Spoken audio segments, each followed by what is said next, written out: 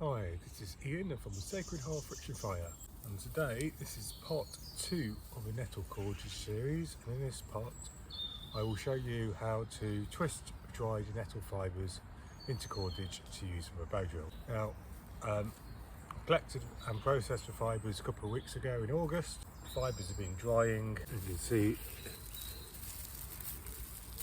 Now dehydrated and dry. And if you look at one individual fibre, thin tough fibre, that wouldn't, on its own that wouldn't be suitable, but twisted together into cordage works pretty well. So I'm going to show you the method I use to make nettle cordage. There are lots of different ways to make nettle cordage. This is just a way that I prefer to do it. I'm neurodivergent, so I have my own ways, so if you prefer a different way, then yeah, that's totally down to you to find your own way of making cordage. So I think the technical term for it is 2-ply reversed twist cordage. So I prefer to make quite thick cordage. So I start with about 10 strands of nettles. So if I just separate some of these fibres out,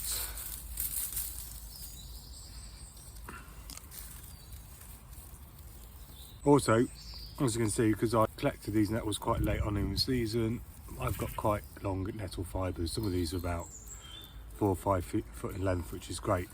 So it means you don't need to add in as many fibres as you go. So I've got a bunch of fibres. I don't know, there's about 12 or so fibres here. So I've got left hand holding here, right hand here. So I'm twisting opposite directions. So twisting my right hand away from me and my left hand towards me. So we're just twisting these fibres to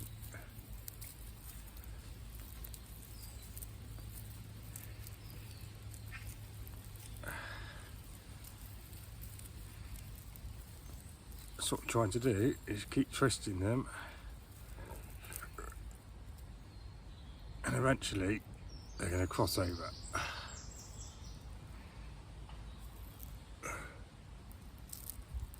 Eyes in my left hand, and my bottom strand is in my right hand. And so now what I'm going to do, I'm twisting that bottom strand away from me towards the camera, and I'm pushing that over the top of the other ply. So now we've got the start of our cordage. So then I'm going to take the bottom strand, twist it, push it over the top of the other ply, and keep repeating. So then we just keep repeating. So basically we're twisting the bottom ply and pushing it over the top of the other, twisting the bottom ply, pushing it over the top of the other, twisting the bottom ply, pushing it over the top of the other. Now you want to try and do it consistently, so you get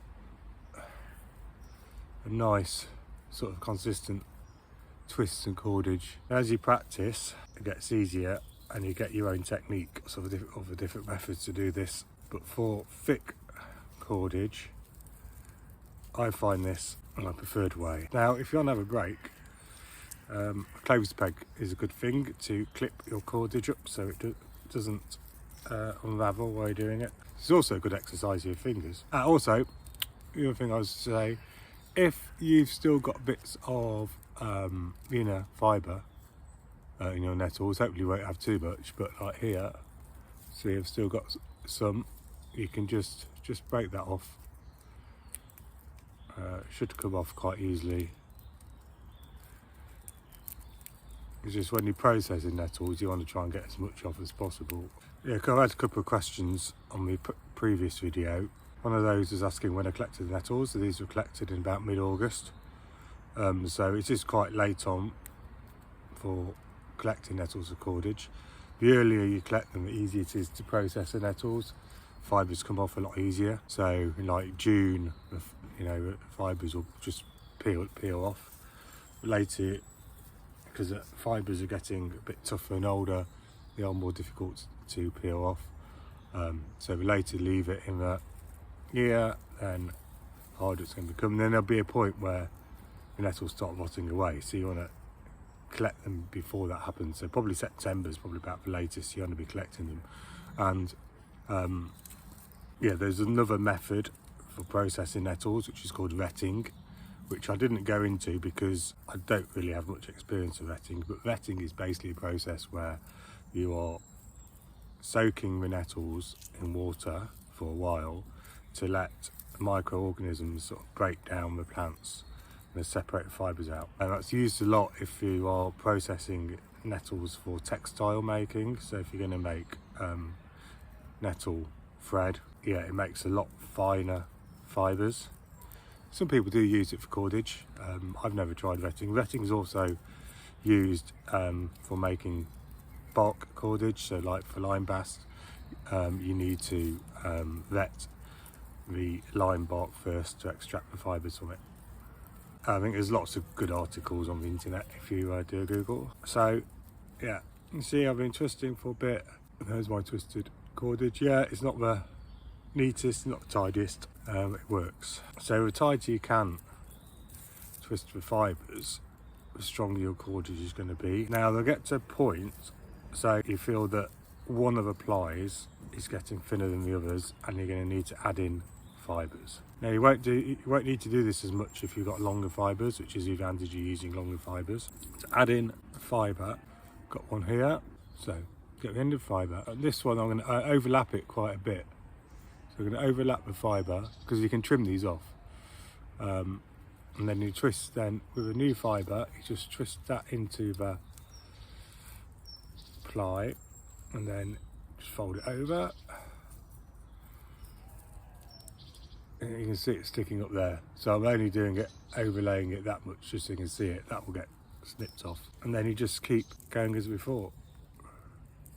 And if you feel that you need to add in another fibre, you can just, yeah, do the same as then.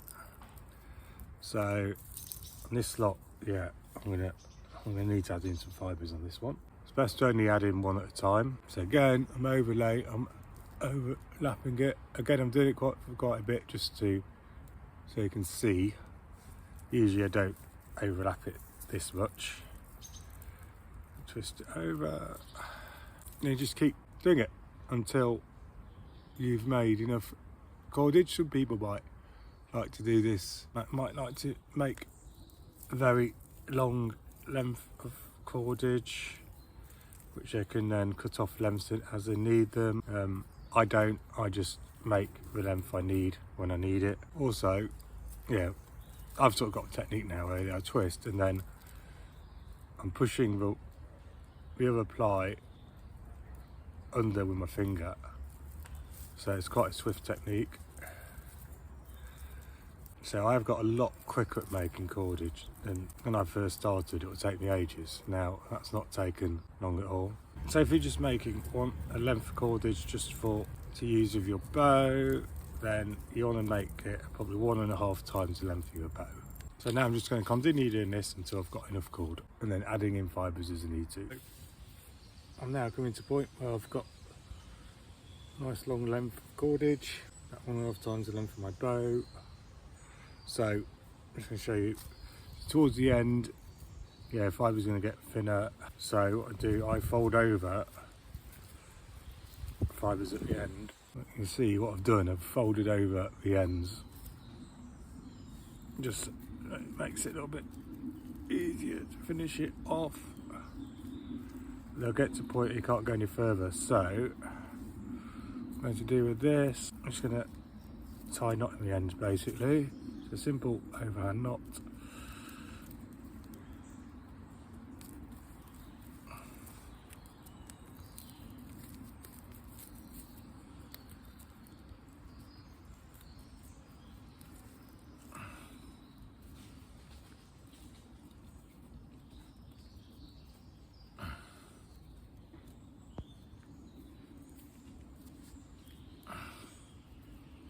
Okay, so that took me less than an hour.